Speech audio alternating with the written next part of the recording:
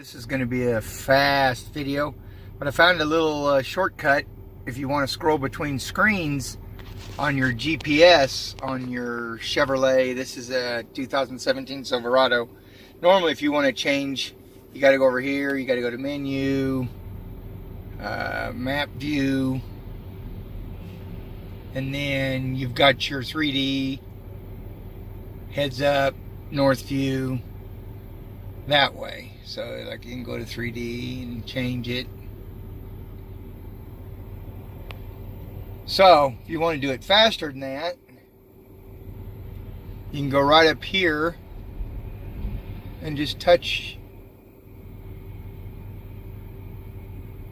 the shortcut screen, and it'll scroll between the different views. Anyway, just a faster way of doing it.